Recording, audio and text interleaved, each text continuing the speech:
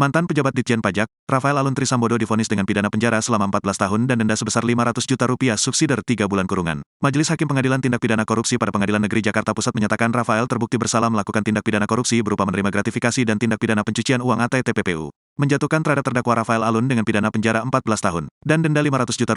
Jika tidak dibayar diganti pidana 3 bulan, ujar Ketua Majelis Hakim Suparman Nyompa saat membacakan amar putusan di Pengadilan Tipikor Jakarta Pusat, Senin, tanggal 8 Januari tahun 2024. Tak hanya itu, Rafael juga dihukum membayar uang pengganti sejumlah Rp10 miliar paling lama 1 bulan setelah putusan pengadilan memperoleh kekuatan hukum tetap atau inkrah. Apabila tidak dibayar, maka harta benda Rafael disita dan dilelang oleh jaksa untuk menutupi uang pengganti. Dengan ketentuan jika Rafael tidak mempunyai harta benda yang cukup, maka diganti pidana penjara selama 3 tahun. Vonis ini sedikit lebih ringan tuntutan jaksa KPK yang ingin Rafael dihukum dengan pidana 14 tahun penjara dan denda sebesar Rp1 miliar subsidiar 6 bulan kurungan serta pidana uang pengganti Rp18,9 miliar subsidiar 3 tahun penjara.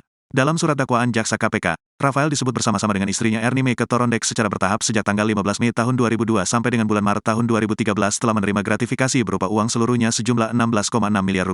Penerimaan gratifikasi tersebut melalui PT Arme, PT Cubes Consulting, PT Cahaya Kalbar dan PT Krishna Bali International Cargo.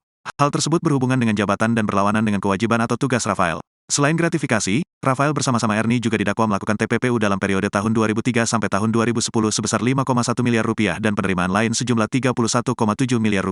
Berikutnya periode tahun 2011 sampai tahun 2023 sebesar Rp11,5 miliar dan penerimaan lain berupa SIN $2.098.365 dan $937.900 serta sejumlah Rp14,5 miliar. Rafael menempatkan harta kekayaan yang patut diduga merupakan hasil tindak pidana ke dalam penyedia jasa keuangan. Ia juga membeli sejumlah aset berupa tanah dan bangunan, kendaraan roda 2 dan 4, hingga perhiasan.